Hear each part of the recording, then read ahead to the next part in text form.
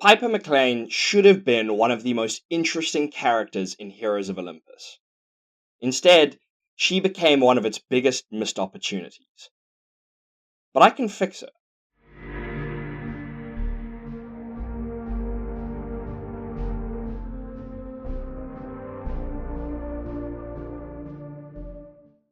Hello there, and welcome to today's video.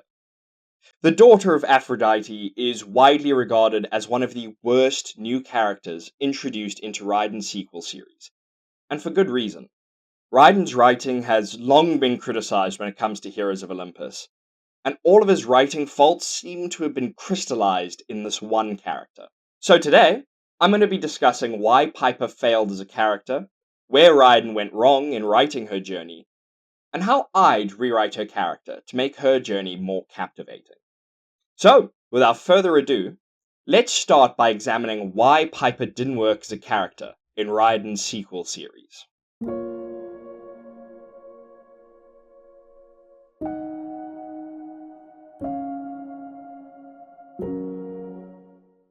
One of the worst aspects of Piper's journey throughout the Heroes of Olympus saga is her obsession with her relationship with Jason.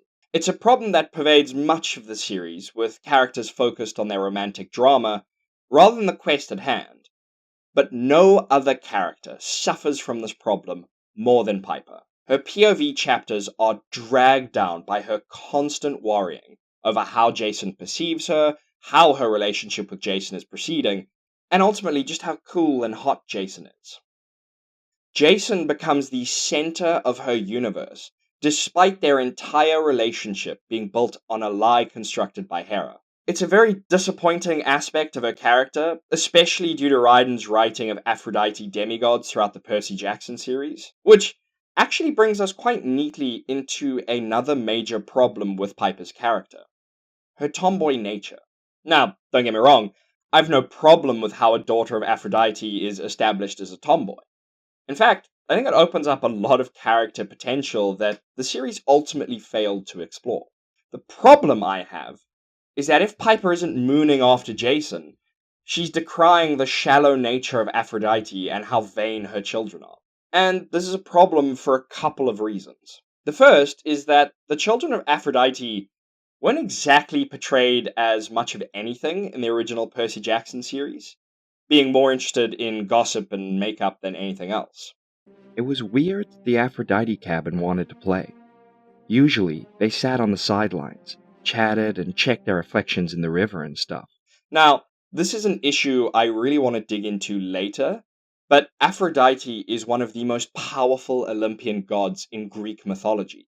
But in the Percy Jackson series, her domain and her children are reduced to shallow, drama-chasing supermodels.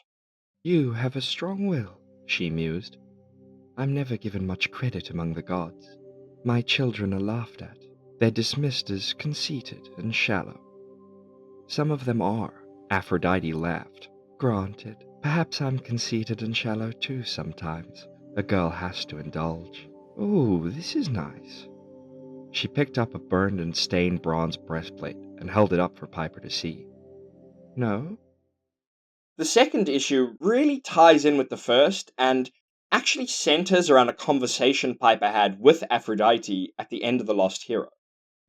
"Yes, their patron, as you call her, has a special relationship with Tartarus, the spirit of the pit." Aphrodite held up a gold sequined top. "No, this would make me look ridiculous." Piper laughed uneasily. You can't look anything but perfect." "You're sweet," Aphrodite said. "But beauty is about finding the right fit, the most natural fit. To be perfect, you have to feel perfect about yourself. Avoid trying to be something you're not. For a goddess, that's especially hard. We can change so easily." This is such a fascinating conversation that ultimately goes nowhere. Aphrodite expands on what beauty and love actually mean, shining a light on the fact that her domain is so much more than it appears. It's a perfect opportunity to use Piper to show that femininity and beauty go beyond just being shallow. It's an opportunity to show how accepting yourself, finding what works and accepting the good and bad about yourself are more important than chasing perfection. Because finding the right fit is what actually leads to perfection. And this offered such an incredible opportunity for young girls to be shown that being a tomboy doesn't mean you're devoid of femininity, that you can be a powerful hero, strong and beautiful, without sacrificing the essence of who you are. But Ryder never takes this opportunity, seeming content to abandon it and judge those who actively seek love and beauty as shallow and conceited, rather than to guide them down a more accepting path. And speaking of guiding others down a path, let's talk about just how detrimental and damaging Charmspeak was for the Heroes of Olympus series. Charmspeak is one of the new elements added to the series in an attempt to boost the other demigods to Percy's level that just ends up cracking the world apart. For starters, not every demigod needs to be as powerful as Percy or have the potential for that level of power to be interesting. Something done really well in the Percy Jackson series is showing how Percy has incredible raw strength, but other demigods have different attributes that allow them to either aid Percy or match him as antagonists. Luke and Annabeth are perfect examples of this. Annabeth is nowhere near as powerful as Percy, but her intellect and use of logic prevent Percy's hot-headedness from making bad decisions or making situations worse. Likewise, Luke is far weaker than Percy in terms of raw strength, but the cunning he gets from his father, combined with Kronos' machinations, make him a viable threat that can hold his own against Percy in a fight. The other issue with Charmspeak is, to use a comic book nerd term, power scaling. The power scaling for Charmspeak is so inconsistent, with it not working on minor gods like Hercules and Terminus, but it can be used on Gaia, a primordial being greater than both the gods and titans. Its use as the ultimate trump card the gods and demigods use to defeat Gaia makes for an incredibly underwhelming end to an already underwhelming villain that just doesn't feel narratively earned in pretty much any way. There's also the fact that Piper was able to use Charmspeak on Festus, a literal machine, implying that Charmspeak is powerful enough to be used effectively on machinery, which is completely broken. The final issue with Charmspeak relates to how casually Piper uses it on those around her, despite her disliking Drew for doing the same thing. Piper is constantly using Charmspeak on her friends, with Ryder never treating it as the violation it is, and more of something that's just vaguely uncool of her to do. Not kidnapped exactly, Percy said. But I've got this bad feeling. He took a deep breath, like he was trying hard not to freak out. Anyway, she's gone. Maybe I shouldn't have let her, but you had to, Piper said. You knew she had to go alone. Besides, Annabeth is tough and smart. She'll be fine. Piper put some Charmspeak in her voice, which maybe wasn't cool, but Percy needed to be able to focus if they went into battle. Annabeth wouldn't want him getting hurt because he was too distracted about her. Now, I'm all for exploring the morality of a hero using what is essentially mind control, and the type of ethical questions that arise from their use of it. But if you're not going to bother exploring that, why put it in your story? Finally, the last little bits I want to touch on aren't massive writing flaws, but more so things I wished Ryden had done more with. The first is Piper's Native American heritage. I mean, I just wish it was more prominent and explored than what it was in the series, because I think it would have been really interesting. I'm not exactly sure if this is something I'm really going to be fixing with Piper's character, though, just because my understanding of Native American culture is almost non-existent, and I don't really want any additions to be poorly researched and shallow. I think Native American culture has been weakly portrayed in media enough without me adding to it. But, having said that, if anyone watching this video is Native American or has a lot of knowledge on Native American culture, please feel free to educate me in the comments below. My final little note is that I like Piper's backstory with her dad. I just kind of wish that it was incorporated more thoroughly into her character journey. I wish a little bit more had been done with it and how her relationship with her dad affected her outlook on life and the people around her. So, now that we all have a relatively thorough understanding of the writing issues that lie at the heart of Piper's character, here's how I'd fix her. Now,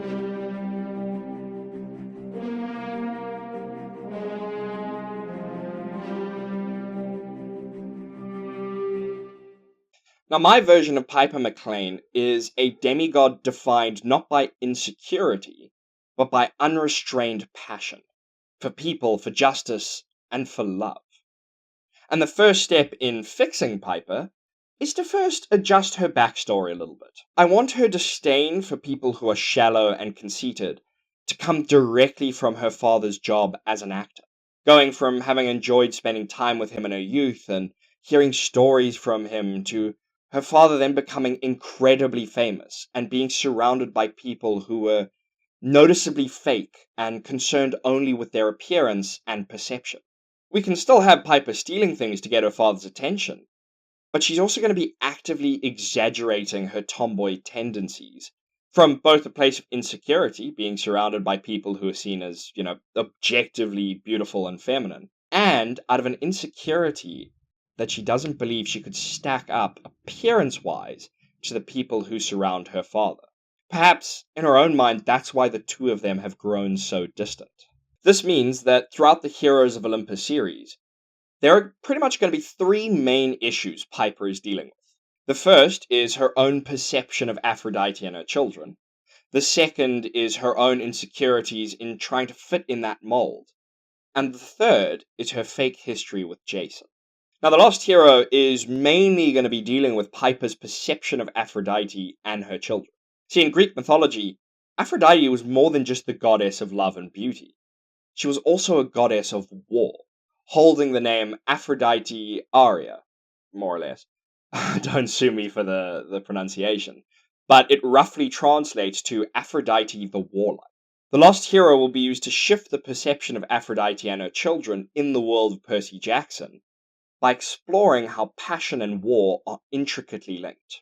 Now, by exploring Aphrodite and her children through the lens of passion, we're now able to set Piper up in opposition to other demigods, like Annabeth and Raina, who are far more emotionally reserved. Piper, throughout the series, is going to be intensely passionate, feeling her emotions to their full extent, whether that be in the heat of battle or just hanging out with the rest of the Seven. The more she embraces her nature as a daughter of Aphrodite, the more she follows her heart and her impulsive gut reactions. This means that she's going to be coming into conflict with the more analytical Annabeth and Jason, if you remember my Fixing Jason video, while connecting a lot more with demigods like Percy and Leo. In fact, Piper butting heads with Jason can be used to explore the broader themes at the heart of the Heroes of Olympus series. Her issues of authenticity versus performance are now being personified by Jason, who's putting on a performance, acting Roman the way others expect him to, while yearning to let himself be freer.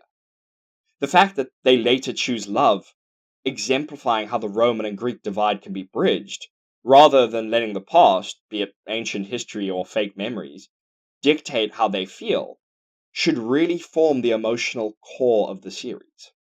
The Lost Hero will also be a good place to limit charm speak, as I change it just slightly to make it more balanced. The first and most crucial change is that charm speak can only be used on people who are already attracted to the speaker, limiting its effectiveness while also serving as an opportunity to demonstrate to Piper that when she's being herself and embracing her perfect fit, as Aphrodite would put it, her insecurities are largely her getting in her own way.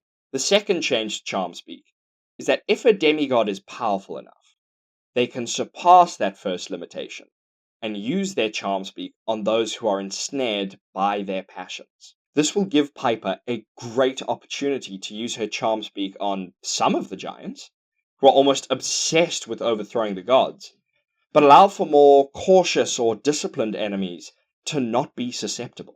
This changes charm speak from being just another form of mind control into a power that now explicitly reflects Aphrodite's domain. Now, with all that being said, I think it's high time I addressed one of the worst aspects of Piper, her obsession with her relationship. And honestly, I think this is a relatively simple fix with the way we've set up Piper and Jason's characters in these fixes. In The Lost Hero, after realizing that their relationship was fake, Piper and Jason are gonna be awkward around each other, unsure what to think or how to act around each other due to the false memories in their heads. And Piper especially is affected by these memories, as they seem to confirm her worst insecurities. That someone like Jason could only ever fall in love with her if they were tricked or if she acted differently. This can lead to Piper questioning her mother about what love even is. Because if the gods can just plant these kinds of feelings in her, then love must be worthless and superficial, right? In a scene reminiscent to the one we got in The Last Hero, Aphrodite can explain how powerful love is. I mean, it's a power even the other Olympians are wary of, but that it's hard to pin down, quantify, and even explain. And Aphrodite's reassurance and explanations will help Piper, but she'll still be grappling with this idea that what she feels for Jason isn't real. And something I think that will help Piper a lot is a mission she can go on with Percy, where he tells her about some of his adventures and his fears over losing Annabeth, explaining that being a demigod is dangerous, and the people you love don't always make it out the other side. So you need to just hold on to what you love with both hands. I could even make it, that this is a lesson Percy learned on reflection with his interactions with Aphrodite and, his various quests. And this experience can bond the two demigods, beginning Piper's journey as kind of the mediator of the group by leaning on Percy's experiences and speaking to the passions of the other demigods to resolve the conflicts that crop up. But throughout the rest of the Heroes of Olympus books, Jason and Piper are going to be brought closer and closer to one another, as Jason kind of helps Piper to rein in her emotions a little bit, while Piper helps Jason cut loose a bit more and reconcile his Roman discipline with the freedom he felt without his memories. And I think this would culminate in the Mark of Athena, after watching Percy and Annabeth fall into Tartarus and remembering Percy's words.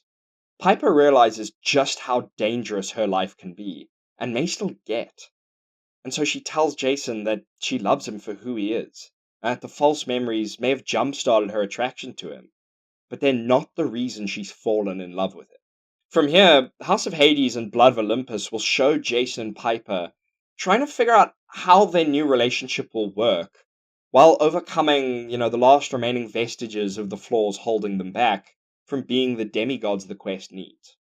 Now, when it comes to Piper's charm speak beating Gaia, I'm actually going to keep things relatively similar, but I do want to add a unique little twist. Now, I know I said earlier that I didn't really want to touch on Piper's Native American heritage too much, because of my own naivete on the subject, but since starting to write her fixes, I've had an idea stuck in my head that I think would be really cool. See, my understanding of Native American spirituality is that it's quite diverse compared to other mythological pantheons like Greek and Egyptian gods, with each tribe kind of having its own history and connection to different spirits and creators that are generally centered on a great spirit.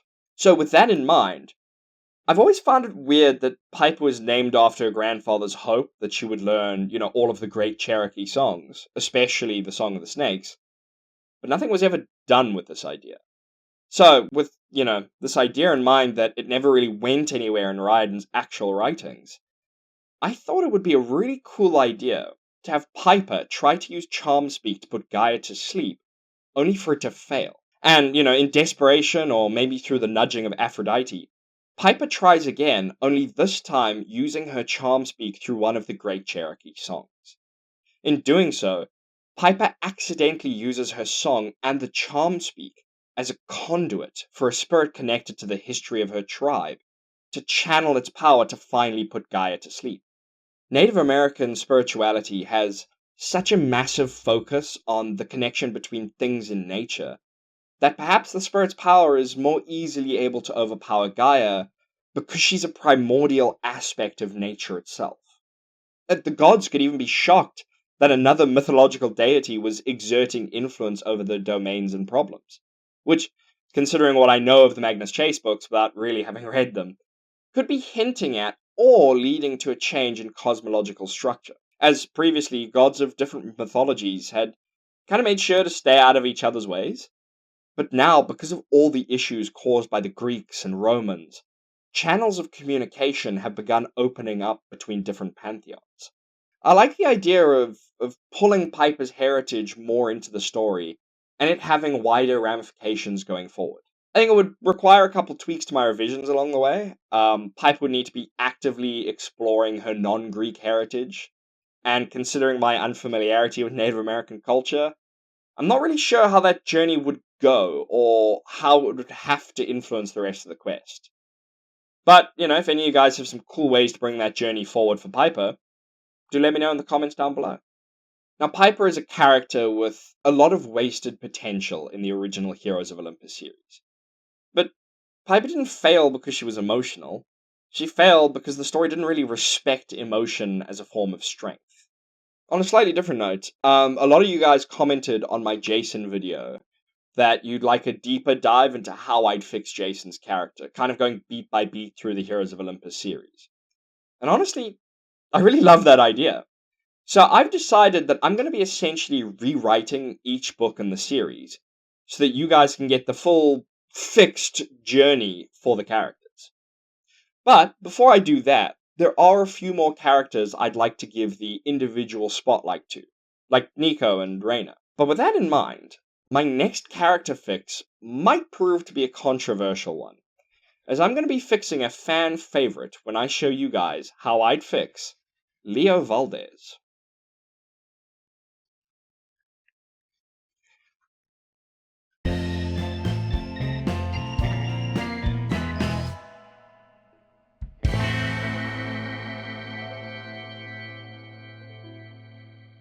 But until next time, comment down below what you think of me fixing Piper. Did I do a good job? Did I ruin her even further? Let me know everything in the comments down below, and thank you for watching.